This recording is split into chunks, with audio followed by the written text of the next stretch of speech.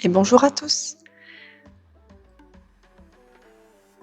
Cette semaine, on se retrouve pour une vidéo pas à pas ongle en gel, nail art, fleurs au semi-permanent avec les produits Ongle Mode.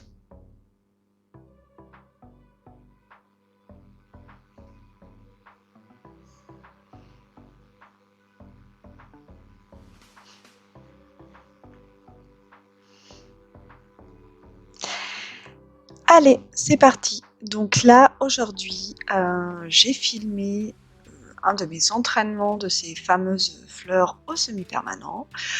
Pour celles qui me connaissent bien et qui ont l'habitude de me suivre, vous savez que le nail art, c'est pas du tout ma tasse de thé.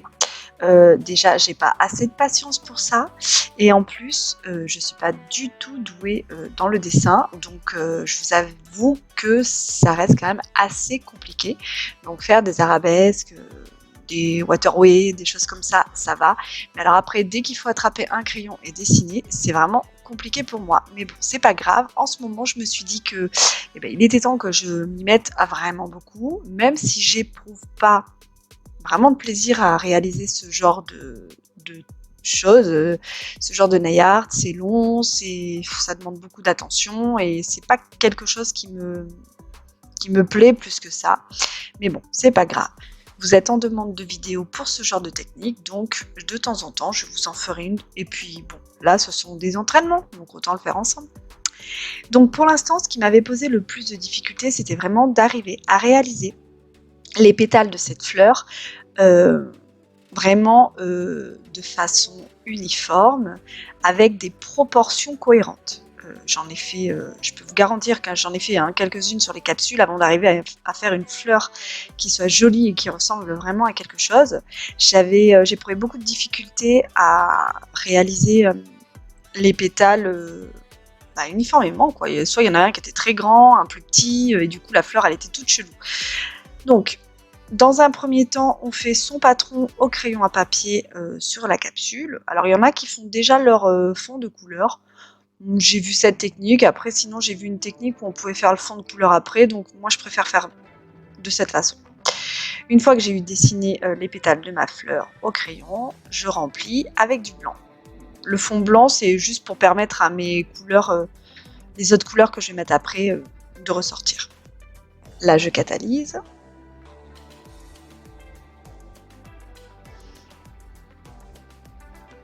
Donc vous avez pu voir que sur ma palette, j'ai posé une goutte de gel de finition sans résidu.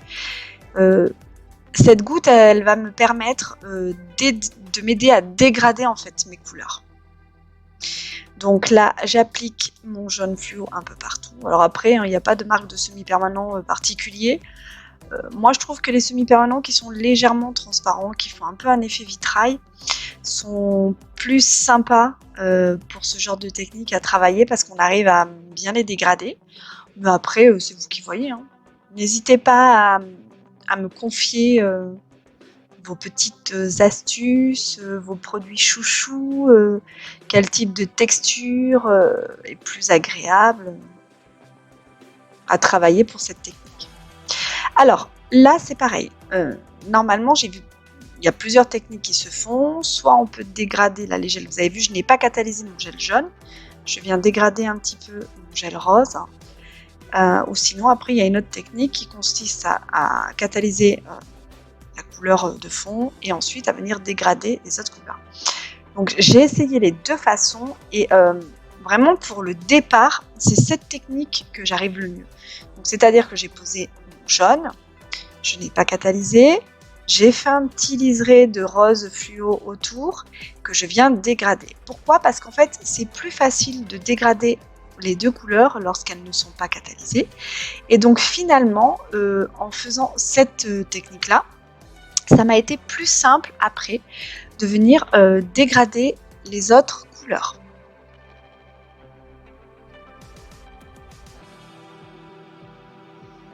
Là, vous pouvez voir, hein, j'y vais tout doucement, tout léger en tapotant. Surtout, c'est important de ne pas prendre trop de matière sur votre pinceau, sinon vous allez vous retrouver à avoir du coup la couleur foncée qui sera bien plus prédominante et finalement votre jaune ne se verra plus.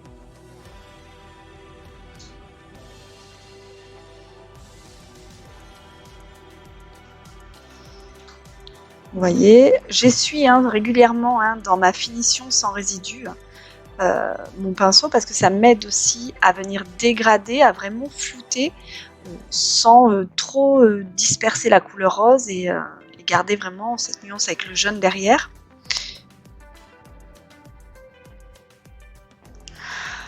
Donc ça m'a pris environ 45 minutes pour faire cette fleur.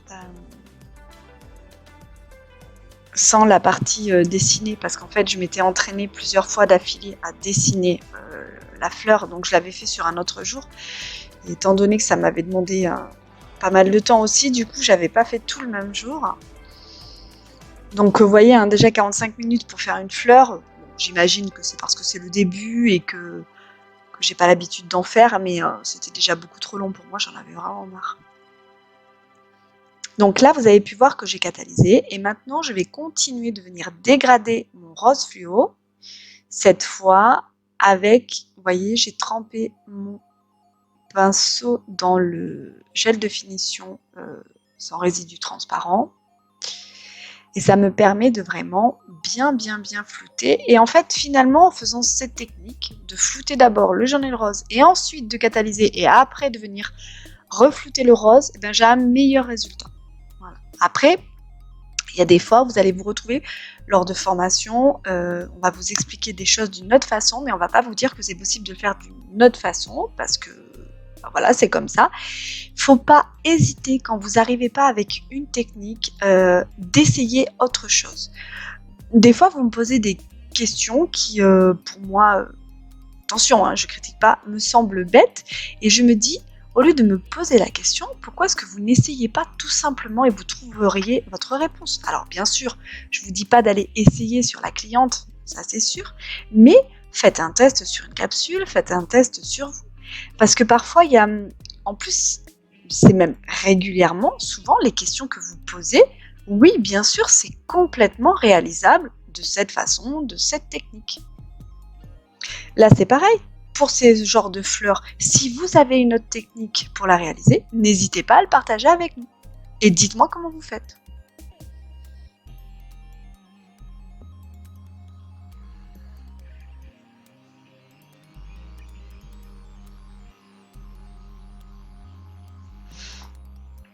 Alors, je ne sais pas du tout si c'est réalisable avec des gels couleurs.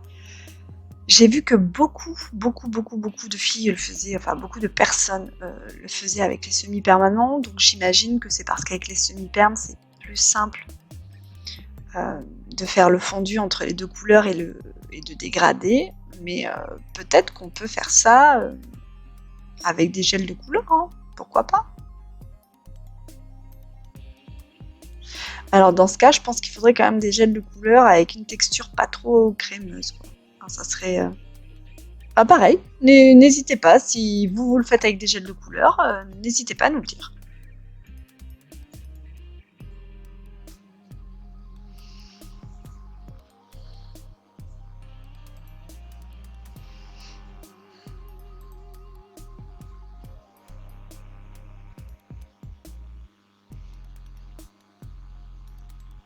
Alors j'ai catalysé, maintenant je fais mon cœur. Alors, vous pouvez voir que sur ma palette, j'ai 3 couleurs. Le jaune, le rose fluo et j'ai un rose un peu plus fuchsia. Et comme une bécasse, j'ai complètement oublié de refoncer encore mes pointes de fleurs avec le rose fuchsia. Normalement, c'était conçu pour, mais j'ai oublié de le faire. Et c'est une fois que j'ai eu terminé que je me suis dit, mais mince! Donc, j'étais tellement concentrée dans mon dégradé, dans les fondus de mes couleurs, que du coup j'en ai zappé Et la troisième couleur est vraiment essentielle, parce que ça aurait donné plus de réalisme et plus de profondeur à ma fleur.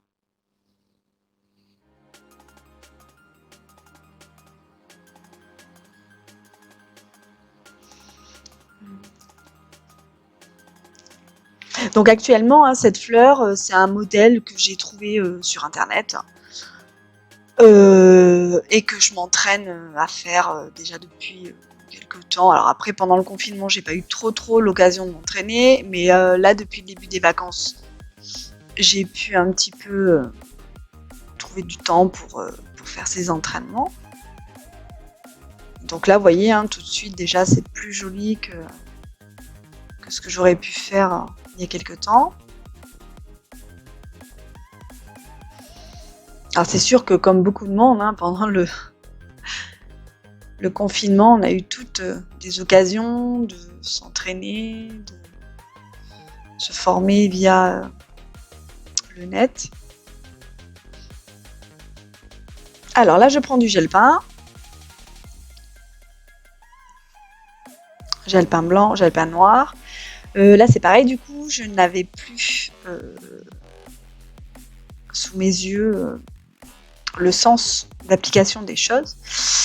Donc là, on peut voir que je vais faire le cœur de ma fleur avec mon gel peint noir. Vous avez vu, hein, sur la palette, hein, je trempe bien tous les poils de mon pinceau et j'essuie bien pour pas avoir de gouttes. Je ne veux pas de gouttes puisque je veux faire vraiment un cœur très fin. Et voilà, donc surtout pas de gouttes. Alors c'est pareil. Donc là, je commence avec mon gel peint noir. Et en fait, entre-temps, je l'essuie et je vais reprendre et je vais faire mon gel peint blanc. Mais il me semble que je me suis trompée. Il me semble que normalement, il aurait d'abord fallu que je fasse mes contours au gel peint noir et après que j'éclaircisse avec le blanc. Donc, je ne sais plus exactement le sens. Il faudra que je recommence en essayant de faire dans l'autre sens.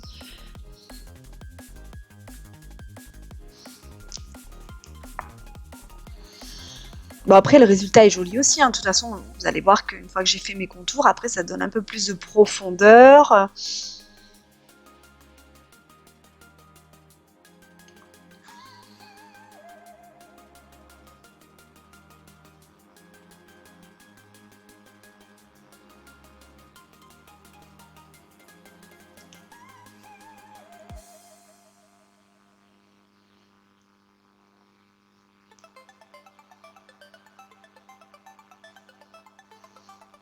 Donc pour vous donner des nouvelles de mes capsules américaines, ça fait maintenant 10 ou 12 jours que je les ai. Du coup, celles que j'ai remis avec la résine n'ont pas du tout bougé. Et puis l'autre main que j'avais fait, donc ma bonne main avec le gel jelly, c'est pareil, ça n'a pas bougé. Donc je pense qu'un futur remplissage sera possible. Ou après, je sais pas, peut-être que j'enlèverai tout pour refaire une autre technique, puisque je vous avais dit que j'avais des choses que je voulais essayer.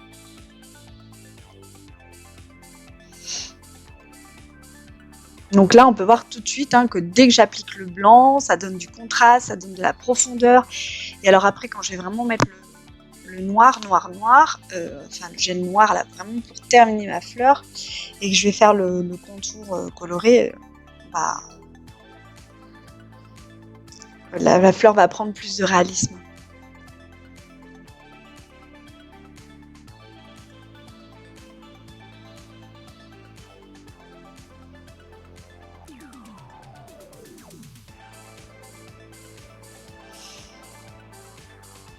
Là, j'ai catalysé mon blanc et maintenant, hop, je fais mes contours en noir.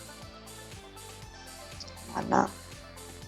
Et je donne vraiment tous les petits détails de la fleur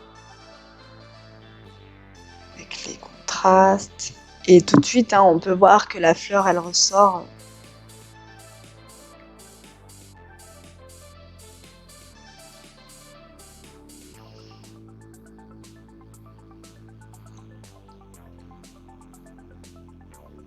Donc lorsque vous faites là ces traits là, il faut vraiment avoir la main super légère et il vous faut un pinceau super fin.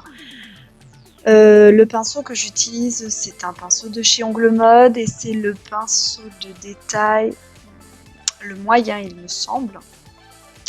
Mais j'ai enlevé encore quelques petits poils. Il était déjà très fin, mais j'en ai enlevé encore quelques-uns pour pouvoir vraiment faire des traits encore plus fins.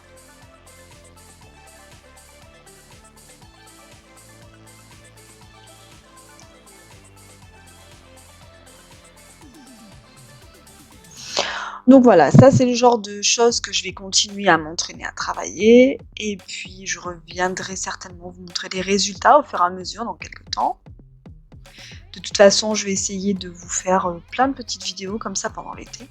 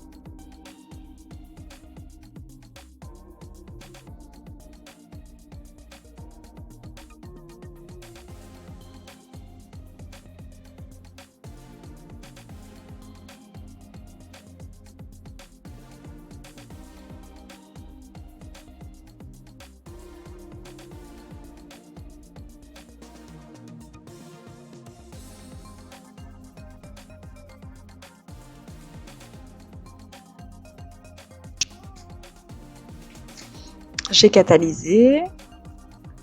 Maintenant, je vais choisir une couleur de fond. Alors, j'avais envie de rester dans les teintes estivales et du coup, je vais faire un fond jaune fluo et finalement, ça va bien faire ressortir ma fleur.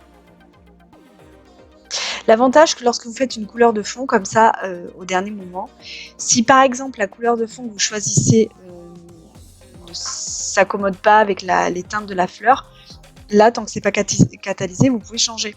Alors que si vous faites déjà votre couleur de fond et qu'après vous choisissez pas les bonnes teintes pour votre fleur, vous ne pourrez pas revenir en arrière, il faudra effacer toute la fleur pour recommencer. Donc c'est pour ça aussi que je trouve que cette technique-là, bah, c'est plus sympa. On peut vraiment se donner une idée, et puis des fois on a envie d'une teinte et puis finalement on change d'avis, donc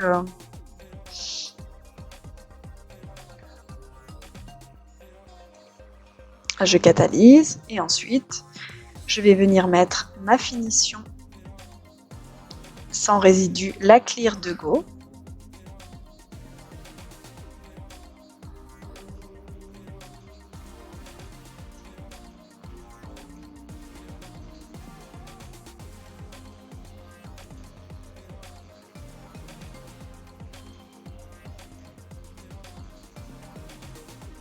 Et voilà le résultat. J'espère que cette vidéo vous a plu. Je vous souhaite une agréable semaine. À bientôt!